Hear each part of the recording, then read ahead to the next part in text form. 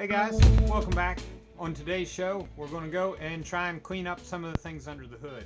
I want to finish up the sides of the core supports to hold the inner fenders, try and find homes for certain things like the washer fluid tank, the computer, things like that, and do some general dress up on it. So let's get started.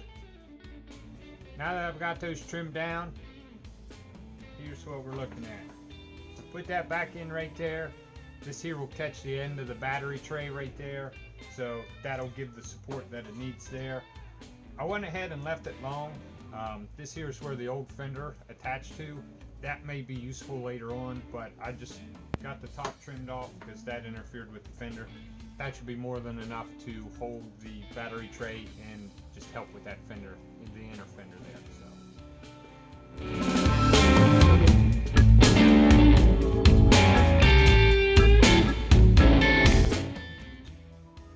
Now that we've got those welded on the sides there, that'll help hold the inner fenders there and the battery tray. Nothing too exciting there. If you're trying to do the same thing as I am, maybe don't cut those off. But moving on, where I think I'm going to try and do something with is this plastic piece. Can't use it all, but I'm thinking it can still cover at the very least right in here. Maybe a little more. I just think that that would help clean that up right there. So we'll see if we can get that together.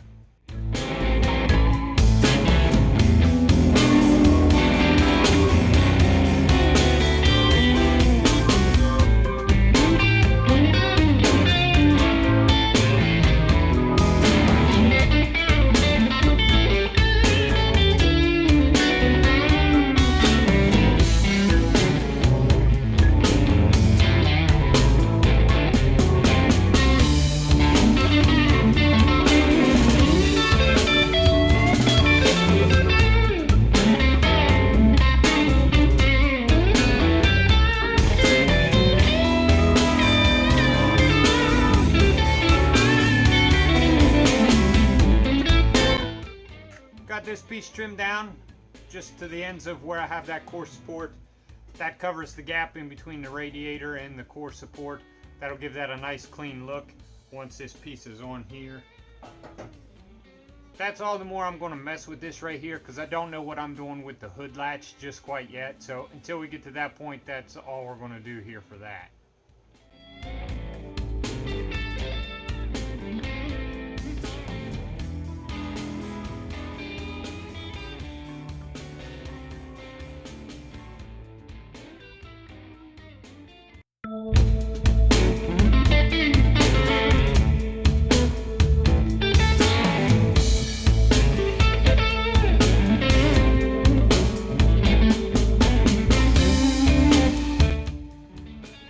Everything's fitting in here pretty good. I went ahead and put the computer just back in the factory spot for it on the fender. That seems to clear everything I need just barely, so that'll work for that. I'm going to go ahead and get this box mounted to the firewall.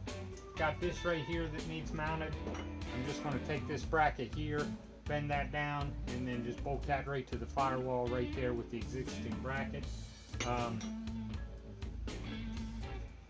I've been looking around to try and figure out what to do with this. This was over here on this side, sitting on the fender. I don't think we can get it there, so I think that our best option is probably going to be on this side, right there. I think I can get a spot there for it. So that's the couple things we got to finish up underneath the hood. The other thing is the wiring that goes across the front clip. That needs to be moved as well, so that's where we're going to start. Mounting this, pretty straightforward.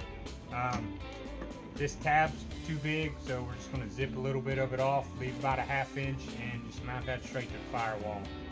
This bracket fits pretty well, just right there like that. It's just that had a lip to where it connected to the car firewall. I'm just going to bend it down so that makes the shape of a C. And then that should bolt right in there. So I'll be right back. Got that bent around like that. That's going to live right here. Those had screws that were pressed into it. I'm going to try and reuse those and just push them back through the other way. So I've already marked the holes. You can go ahead and drill the holes and we'll get this mounted.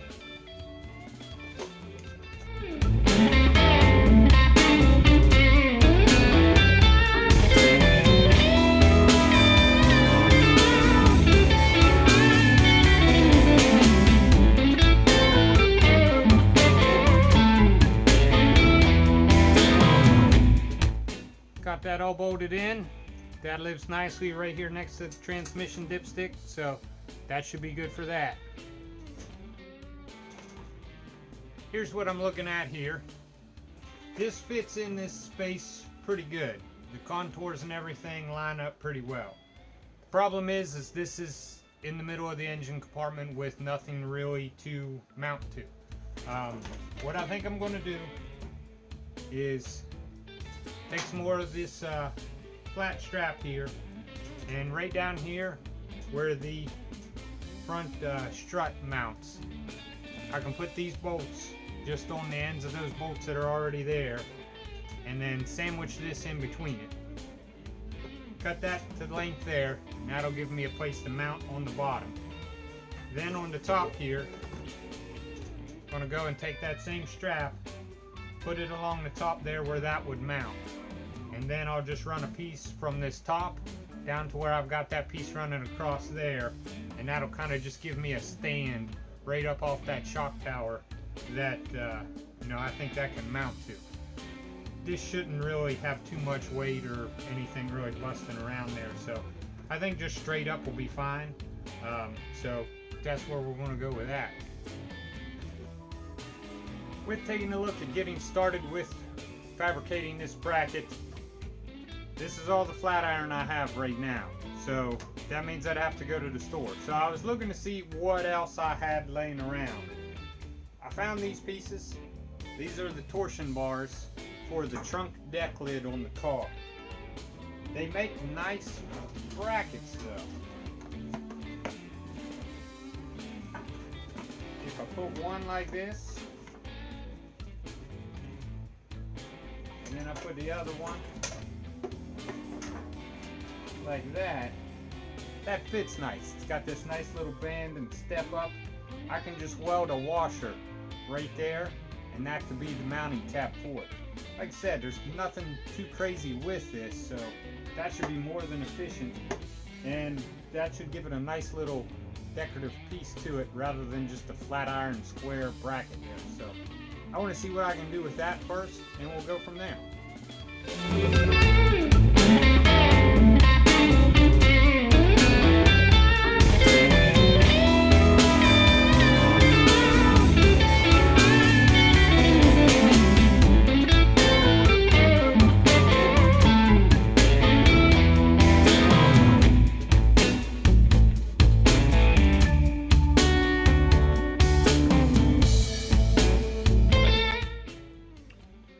Here's what I've ended up with. Got a funky looking tree kind of shaped thing. Here's the foot that sits right on top of the studs coming up from the strut. So that just has the one nut that goes right on top of there that holds that into place. Then the way that this is fitting onto the tank is just like this. See, that's got a nice little structure, good brace on there, and it's pretty slim. So go ahead and put this in here for you.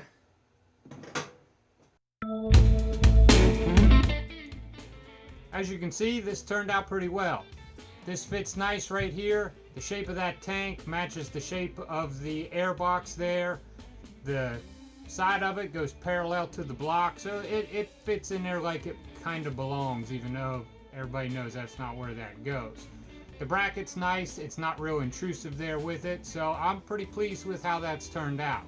Still have more to do with it, with changing the wiring and everything and how it's plumbed, but that's the big part right there of figuring out where we're actually going to put it.